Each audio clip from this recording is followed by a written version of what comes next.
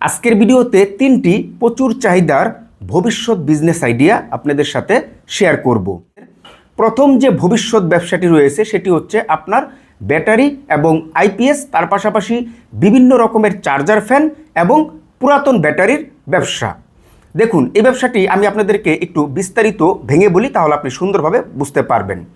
ধরেন আপনি ব্যবসাটি গ্রামে শুরু করবেন অথবা আপনি শহরে শুরু করবেন, যেখানে শুরু করেন না কেন, বাট আপনাকে ভালো একটি সেন্টার দেখে দোকান চুজ করতে হবে। ঠিক আছে, শহর অথবা গ্রামে।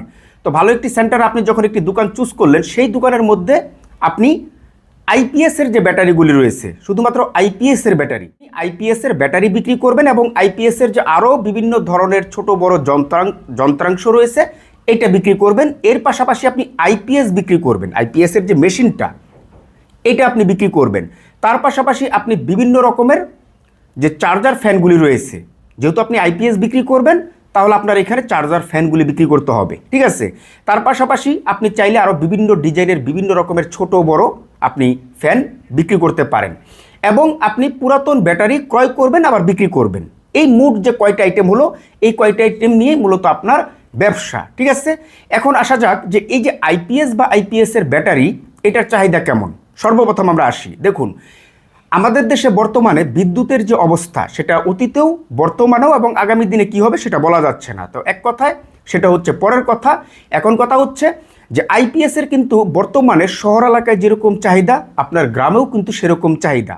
আপনার জায়গা থেকে ধরেন আপনি আইপিএসটা বিক্রি করলেন, আইপিএসের যে মেশিনটা এটার কিন্তু এক এক সাইজ রয়েছে। যেমন আপনার 1000 রয়েছে, 1200 রয়েছে, 1500 রয়েছে, 800 রয়েছে, 500 রয়েছে, তাই না? সাইজ বাই সাইজ রয়েছে।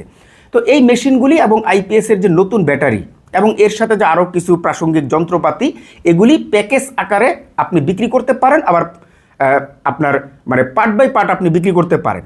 একজনের ব্যাটারি লাগতেছে, আইপিএসের ব্যাটারি তার নষ্ট হয়ে গেছে, পুরাতন হয়ে গেছে, আপনার কাছ থেকে নতুন ব্যাটারি ক্রয় করতেছে। একজনের মেশিন নষ্ট হয়ে গেছে, সে মেশিন আপনার কাছ থেকে ক্রয় করতেছে।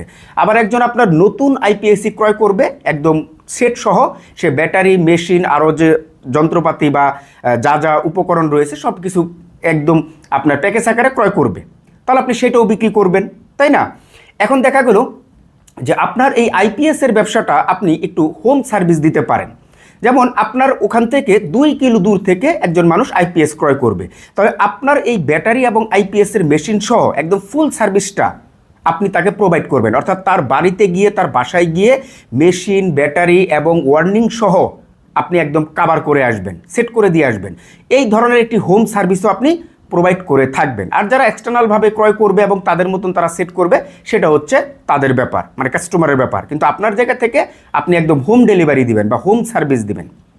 এর পাশাপাশি আপনার যে এই যে চার্জার ফ্যানগুলি রয়েছে, যারা আইপিএসের সাথে ইউজ করে অথবা এমনিতেই চার্জার ফ্যান ব্যবহার করে, তারাও কিন্তু আপনার কাছ থেকে এই চার্জার ফ্যানগুলি ক্রয় করবে। অর্থাৎ চার্জার ফ্যানের কিন্তু ভালো একটি চাহিদা রয়েছে, বিশেষ করে আপনার গরমের সিজনে। এবং আরও তো অন্যান্য ফ্যানগুলি রয়েছে, সেগুলিও তো আপনি আপনার দোকানে বিক্রি করবেন, তাই না? শুধুমাত্র চার্জার ফ্যান নিয়ে বসে থাকলে তো হবে না। তো সেই সমস্ত ফ্যানও আপনি বিক্রি করবেন। এর পাশাপাশি এই যে পুরাতন ব্যাটারির যে কেনাবেচার ব্যবসাটা, এটা আপনি কিভাবে করবেন? দেখুন, এটারও কিন্তু ভালো ডিমান্ড রয়েছে এই ব্যবসাটার। ধরেন একজন মানুষের একটা আইপিএসের ব্যাটারি ধরেন আপনার 6 মাস 1 বছর সে চালিয়েছে, হয়তো বা তার অর্থের অভাব নেই, সে চিন্তা করতেছে যে না, এই ব্যাটারি আমি আর রাখবো না, আমি আর একটা নতুন নিয়ে আসবো। তাহলে দেখা হলো যে ওই ব্যাটারিটা আপনার কাছে বিক্রি করে সে একটি নতুন ব্যাটারি আপনার কাছ থেকে নিয়ে চলে গেল।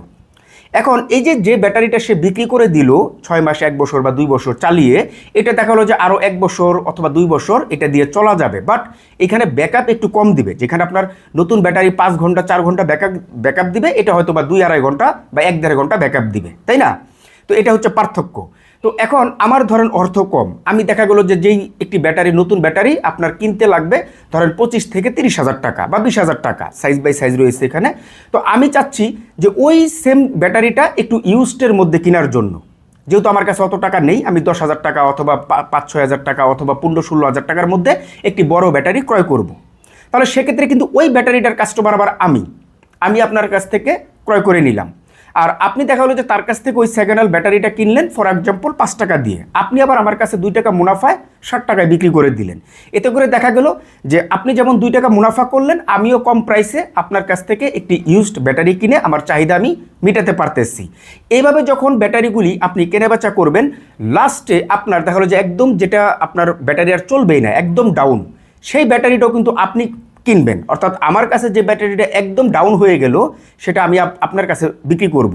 এবং এই ব্যাটারিগুলি আপনি ধীরে ধীরে জমিয়ে এই পুরাতন ব্যাটারিগুলি আপনি একদম ওই উপরের লেভেলে বিক্রি করে দিবেন। এই ব্যবসার নিয়মটাই হচ্ছে আপনার নতুনের চাইতে পুরাতনে মুনাফা বেশি। আপনি আজকে যে ব্যাটারিটা ক্রয় করছেন পুরাতন, এটা আপনি 1 মাসের মধ্যে 4 বার বিক্রি করছেন 4 জনের কাছে। এই ধরনের হিস্টোরিও কিন্তু এই ব্যবসার মধ্যে রয়েছে। তাহলে একটি ব্যাটারি যদি আপনি মাসের মধ্যে 4 বার বিক্রি করেন, তাহলে 1000 টাকা করে মুনাফা করলো আপনার 4000 টাকা। আরও অনেক সিক্রেট রয়েছে, ঠিক আছে? তো যাই হোক, আমি আশা করি যে আপনারা এই আমার সাধারণ একটু মানে ভেঙে বলাতে আপনারা সুন্দরভাবে বুঝতে পেরেছেন। তো যাই হোক, এখন আপনারা 2 নম্বরে যে বিজনেসটি শুরু করতে পারেন সেটি হচ্ছে আপনার অটোর পার্টসপাতির বিজনেস। অর্থাৎ অটোর যে বিভিন্ন ধরনের যন্ত্রাংশ রয়েছে, যেমন অটোর কিন্তু ব্যাটারি রয়েছে, যেমন আপনার মিশুক অটোর ব্যাটারি হতে পারে, ইজি বাইকের ব্যাটারি হতে পারে, আপনার পাউডার ব্যাটারি হতে পারে। এগুলি হচ্ছে সবই আপনার অটোর ব্যাটারি। ওগুলি হচ্ছে আপনার আইপিএসের ব্যাটারি, এটা হচ্ছে আপনার অটোর ব্যাটারি, ঠিক আছে? তো অটোর ব্যাটারি থেকে শুরু করে অটোর যত যন্ত্রাংশ পার্টসপাতি রয়েছে, এর প্রত্যেকটা আইটেম নিয়ে আপনি গ্রাম অথবা শহরে বিজনেস শুরু করতে পারেন। কারণ গ্রামেও এখন বর্তমানে ইউজ পরিমাণ আপনার অটো রয়েছে, সেটা ইজি বাইক হতে পারে, মিশুক হতে পারে, অথবা চিকন চাক্কার অটো রিক্সা হতে পারে, তাই না? তো শহরেও কিন্তু আপনার ইউজ পরিমাণ এই অটো রিক্সা কিন্তু রয়েছে। আপনার জায়গা থেকে যদি এই অটোর পার্টসপাতির বিজনেসটা শুরু করতে পারেন একদম ব্যাটারি সহ A to Z, তাহলে এই ব্যবসার ভবিষ্যৎ উজ্জ্বল। এই প্রোডাক্টগুলি বর্তমানেও ভালো পরিমাণের চাহিদা রয়েছে এবং আগামীতেও এই প্রোডাক্টগুলির চাহিদা থাকবে।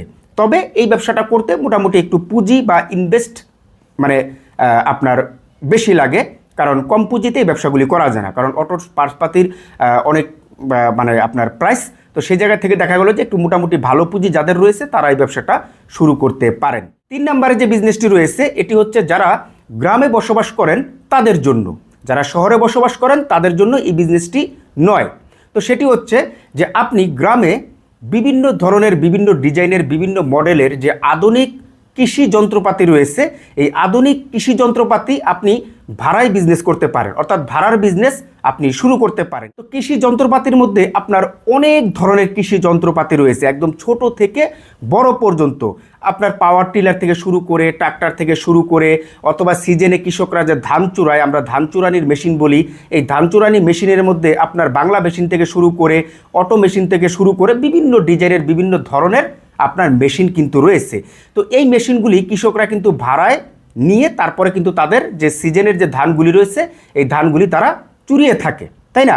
তো এরকম আরও বিভিন্ন ধরনের কৃষি যন্ত্রপাতি রয়েছে যেগুলি এখানে বলতে গেলে অনেক সময়ের ব্যাপার রয়েছে। তো সর্বপ্রথম আপনি আপনার বাজারের মধ্যে একটি দোকান নিলেন, তো সেই দোকানের মধ্যে আপনি সমস্ত কৃষি যন্ত্রপাতি উঠালেন। উঠানোর পর আপনি ওই দোকানের সামনে একটি সাইনবোর্ড দিয়ে দিলেন যে এখানে যত রকমের কৃষি যন্ত্রপাতি রয়েছে সমস্ত যন্ত্রপাতি ভাড়া দেওয়া হয়। তার পাশাপাশি আপনি যদি আপনার এলাকায় যদি পাওয়ার টিলার ভাড়া দেওয়া যায়, অথবা যদি আপনি পাওয়ার টিলার ভাড়ায় দিতে পারেন, হ্যাঁ, বা আপনি যদি নিজে চাষ দিয়ে দিতে পারেন আপনার নিজস্ব পাওয়ার টিলার দিয়ে বা ট্রাক্টর দিয়ে, তাহলে তো এটা আরও ভালো হয়, তাই না? তো যাই হোক, আপনি সমস্ত কিছু লিখে দিলেন, যে সমস্ত কৃষকদের যেই যন্ত্রপাতিটা লাগতেছে, যার যেই যন্ত্রপাতিটা লাগতেছে সেটা কিন্তু আপনার কাছ থেকে ভাড়া নিচ্ছে। এবং এখানে আপনি একটি চুক্তি করে নিতে পারেন যে এত ঘন্টার জন্য এত টাকা, বা এত দিনের জন্য এত টাকা, ইত্যাদি ইত্যাদি, ঠিক আছে? তো সেইভাবে আপনি আপনার যন্ত্রপাতিগুলি আপনি কৃষকের কাছে ভাড়া দিবেন। এবং আপনার জায়গা থেকে আপনি যদি এই ব্যবসাটি স্টার্ট করতে পারেন তাহলে অনেক কৃষকের উপকার হবে। কারণ অনেক কৃষক কিন্তু ব্যক্তিগতভাবে একটি কৃষি যন্ত্র কিন্তু কিনতে পারে না, কারণ ওই ধরনের অ্যামাউন্ট বা অর্থ তার কাছে কিন্তু নেই। তো সে যদি তার যে কাজটা সেটা যদি সে ভাড়া নিয়ে যদি তার কাজটা সেরে ফেলতে পারে কিছু অর্থের বিনিময়ে, তাহলে এটা কিন্তু তার কাছে কিন্তু আরও বেটার অপশন হতে পারে। যতটুকু সম্ভব নতুন নতুন যে কৃষি যন্ত্রপাতিগুলি রয়েছে, আধুনিক যে কৃষি যন্ত্রপাতিগুলি রয়েছে, এই মেশিনগুলি বা এই যন্ত্রপাতিগুলি আপনি কৃষককে প্রোভাইড করার জন্য, তাহলে কৃষক কিন্তু আগ্রহ নিয়ে আপনার দোকান থেকে বিভিন্ন ধরনের আধুনিক কৃষি যন্ত্রপাতি ভাড়া নিয়ে তার কাজটা কিন্তু চালাবে, ঠিক আছে? আপনারা যদি এই কৃষি যন্ত্রপাতির আলাদা একটি ভিডিও চান, যে আপনি জানতে চান যে মূলত কত রকমের কত ডিজাইনের আপনার এই কৃষি যন্ত্রপাতি রয়েছে, তাহলে আমি আলাদা একটি ভিডিও নিয়ে আসবো শুধুমাত্র এই কৃষি যন্ত্রপাতির উপরে। আর তার জন্য আমাকে অবশ্যই আপনাদের কমেন্ট করে জানাতে হবে এই কৃষি যন্ত্রপাতির উপরে আপনারা ভিডিও চান কিনা। এবং আপনি যদি আমার পেজে নতুন হয়ে থাকেন তাহলে অবশ্যই আমার পেজটি ফলো দিয়ে আমার পাশে থাকবেন। এবং আজকের এই 3টি বিজনেস সম্পর্কে আপনার যদি কোনো মতামত থাকে, হেল্পের প্রয়োজন পড়ে, বা যদি কোনো কিছু জানার থাকে, তাহলে অবশ্যই সেটিও উল্লেখ করে আমার এই ভিডিওর কমেন্ট বক্সে কমেন্ট করতে পারেন। আমি সর্বদা আপনাদের হেল্প করার চেষ্টা করব, উত্তর দেওয়ার চেষ্টা করব। তাহলে আজকের মতন বিদায়। সবাই ভালো থাকবেন, সুস্থ থাকবেন। আল্লাহ হাফেজ।